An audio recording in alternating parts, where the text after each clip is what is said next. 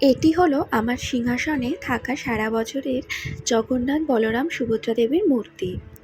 আমার সিংহাসনে যে সমস্ত ঠাকুরের মূর্তি রয়েছে তাদের আমি প্রত্যেক দিনই পুজো করে থাকি। তো রথযাত্রা উপলক্ষে এই বছর আমি এই সিংহাসনে থাকা জগন্নাথ, বলরাম, সুভদ্রা দেবীর এই মাটির মূর্তিটি বের করে আমি একটুখানি নতুনের মতো সাজিয়ে নিচ্ছিলাম। যেহেতু প্রায় ২-৩ বছর ধরে আমার সিংহাসনে এই মূর্তিটি রয়েছে এবং প্রত্যেক বছরই আমি জগন্নাথ, বলরাম, সুভদ্রা দেবকে রথে বসিয়ে তারপরে পুজো করে থাকি। তো এই বছরও সেইভাবেই পুজো করব। তবে তার আগে মূর্তিটি যেহেতু পুরনো হয়ে গেছে, একটুখানি অন্যরকম লাগছিল, তাই একটু নতুনের মতো সাজিয়ে নেওয়ার জন্য আমি রং করে নিচ্ছিলাম। তো বন্ধুরা, আশা করছি তোমরা নিশ্চয়ই খুবই ভালো আছো। নতুন আরেকটি ভ্লগে তোমাদের সকলকে জানাচ্ছি অনেক অনেক স্বাগত। আশা করব আজকের ভ্লগটি তোমাদের ভালো লাগবে। এখানে আমি অ্যাক্রিলিক কালার ব্যবহার করেছি আর তিনজনেরই জামার রঙটাকে দেখো চেঞ্জ করে দিয়েছি। চেঞ্জ করাতে কিন্তু বেশ ভালো লাগছে দেখতে। চাইলে আমি এই ঠাকুরটাকে পরিবর্তন করে বাজার থেকে নতুন ঠাকুর কিনে আনতে পারতাম, কিন্তু জানো তো মন চাইলো না। যেহেতু সারা বছর আমার সিংহাসনে আমি পুজো করে থাকি এই ঠাকুরের মূর্তিটাকে, তো সেই কারণে মনে করলাম যে না, চেঞ্জ করব না, বরং একটুখানি রং করে নেওয়া যাক, তাহলে নতুনের মতনই হয়ে যাবে। মাথার দিকটায় একটুখানি ভেঙেও গিয়েছিল, তো কালার দিয়ে আমি সেই জায়গাটাকে ঢেকে দিয়েছি। তো দেখো তো একদম নতুনের মতো লাগছে কি না। আমার তো ভীষণই ভালো লাগছিল রং করে, আর নতুন নতুন মনে হচ্ছিল।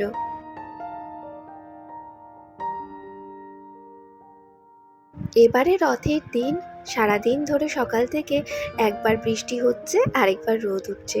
তো এখন আমি পুজো দিতে বসেছি আর ঠাকুরটাকে আমি একটা আসনের মধ্যে রথের মধ্যে বসিয়ে দিয়েছিলাম। আর জানো তো ফুলের মালা আনা হয়েছিল, বেলফুল, জুঁই ফুলের। তবে বৃষ্টির কারণে জানো তো ফুলগুলো খুব বেশি একটা ভালো ছিল না, তবে এত সুন্দর গন্ধ বেরোচ্ছিল না। আর পুজো দিতে বসেছিলাম তাই ঠাকুরকে সুন্দর করে সাজিয়েও নিয়েছিলাম। ফুল দিয়ে ঠাকুরকে এবং রথটাকে সুন্দর করে সাজিয়ে নিয়েছিলাম। তবে জানো তো এই বছর না বাবু আর রথ টানতে পারেনি। এই বছর প্রথমবার ও রথ টানতে পারলো না, কারণ যেহেতু স্কুল ছিল আর স্কুল থেকে বাড়ি আসতে আসতে তো প্রায় 4:30 বেজে যায়, তারপর খেয়ে উঠতে উঠতে 5:30। তার মধ্যে বৃষ্টি বৃষ্টি ওয়েদার, তো সেই কারণে রথ নিয়ে আর বেরোতে পারেনি। তাই দুপুরবেলায় ঘরেই আমি পুজো করে নিয়েছিলাম। আর সন্ধেবেলার দিকে দেখলাম বৃষ্টিটা ঝরেছিল বলে রথের মেলা বসে আমাদের বাড়ির থেকে একটু দূরে, তো সেখানে এসেছিলাম। রথের দিন রথের মেলায় আসবো না এটা তো হতে পারে না, তো একটুখানির জন্য এসেছিলাম। কি সুন্দর না রথটা সাজানো হয়েছে, আর প্রচণ্ড ভিড় হয়েছিল জানো তো। আর দেখো ভেতরে জগন্নাথ, বলরাম এবং সুভদ্রা দেবীর মূর্তি রয়েছে, সবাই পান কলা দিয়ে পুজোও দিচ্ছিল। আর রথের মেলার তো জিলিপি ভাজা রয়েছেই। জিলিপির প্রত্যেকটা দোকানেই দেখছিলাম গরম গরম জিলিপি ভাজা হচ্ছিল, আর লোকেও লুপে নিচ্ছিল। তাই আমরাও এখান থেকে জিলিপি ভাজা নিয়ে নিয়েছিলাম।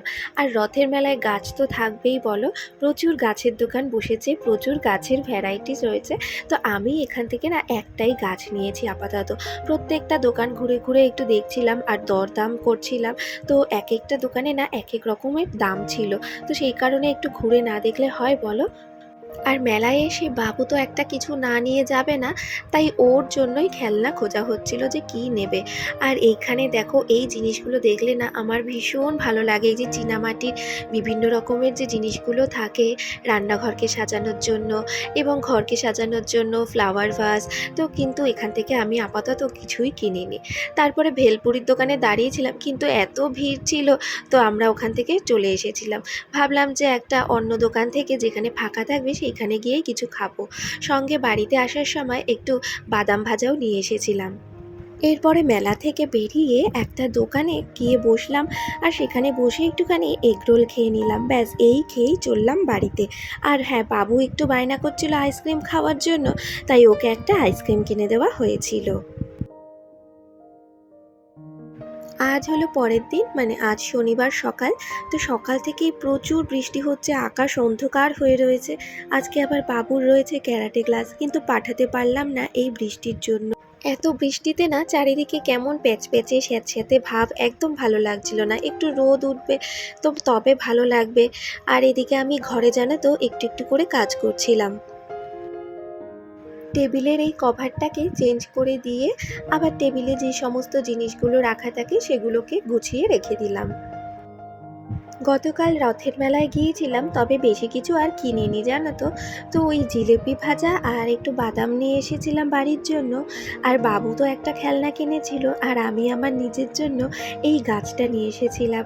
এই ধরনের মানি প্ল্যান্ট না আমার কাছে নেই, অনেক দিনের খুব ইচ্ছে ছিল। তো একটা দোকানে দেখেছিলাম, তবে দোকানে জানো তো 200 টাকা দাম চেয়েছিল। তো সেটার মধ্যে আরও বেশি পরিমাণে পাতা ছিল, কিন্তু এটায় দেখলাম কম পাতা যেহেতু রয়েছে তার জন্য না এটা একটু কম দামি নিয়েছে, 100 টাকা নিয়েছে। আমার কাছে প্লাস্টিকের ওই কালো রঙের পুরনো টবটা আগে থেকেই ছিল, তো সেটার মধ্যে আমি এই টব সমেত মানি প্ল্যান্টটাকে বসিয়ে দিলাম। তো দেখতে বেশ ভালোই লাগছিল। আর গাছটাকে ভাবলাম যে আপাতত যে মাটির টবে রয়েছে সেখানেই থাকুক, একটু গ্রো করুক, তারপরে যদি কাটিং করে অন্য জায়গায় আবার বসাতে পারি দেখা যাক। তো বেশ ভালো লাগছিল। আর এদিকে জানো তো ড্রেসিং টেবিলের এই ড্রয়ারটার অবস্থা এতটাই খারাপ ছিল, মানে কি একটু নোংরা নোংরা পড়েছিল। দেখো এই যে প্লাস্টিকের যে সমস্ত বাস্কেটগুলো রয়েছে সেগুলোর মধ্যে না একটু খালি ময়লা ছিল, আর এই জায়গাটাও একটু অগোছালো হয়ে গিয়েছিল। তাই সব কিছুকে নামিয়ে আমি এই জায়গাটাকে এখন একটু গুছিয়ে নেব। চিরুনিগুলোও ময়লা হয়ে গিয়েছিল, সেগুলোকেও পরিষ্কার করে নেব।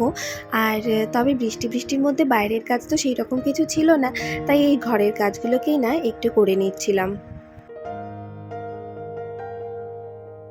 প্রত্যেকটা বাস্কেটের মধ্যে জানো তো ঠিক এই রকমভাবে ময়লা পড়ে গিয়েছিল, তাই সেগুলোকে ঝেড়ে ঝেড়ে মুছেও নিয়েছিলাম একটা কাপড় দিয়ে। প্রত্যেকবারই আমি যখন যে জায়গাটা গোছাই তো তখন সেই জায়গাটাকে একটু চেঞ্জ করে দিই। তো এইবারেও মনে হলো যে একটু চেঞ্জ করে দিই, তবে দেখতেও ভালো লাগবে। আর দেখো তাই আলাদা করে দিয়েছিলাম আগের তুলনায়। তো কেমন লাগছে এখন জায়গাটা দেখতে, পরিষ্কার পরিচ্ছন্ন এবং গোছানো মনে হচ্ছে কিনা সেটা বলো তো। আমার তো মনে হচ্ছে আগের তুলনায় এইবারের গোছানোটা আমি বেশি ভালো গুছিয়েছি। আর ড্রেসিং টেবিলের ড্রয়ারটা খুললেই না বেশ ভালো লাগছে। তো এই ছোটো ছোটো জিনিসগুলো জানো তো ঘরে থেকেও আমাদেরকে কিন্তু বেশ মনটা ভালো করে দেয়। তো আমার তো ভীষণই পছন্দের জায়গা ড্রেসিং টেবিল। আর এই যে জিনিসগুলোকে অর্গানাইজ করে রাখলে পরে দেখতেও ভালো লাগে, বলে না চোখে দেখেও একটা সুখ অনুভব করা যায়, ঠিক সেই রকম। তো বন্ধুরা, আমার আজকের এই ভ্লগটি তোমাদের কেমন লাগলো অবশ্যই জানিও।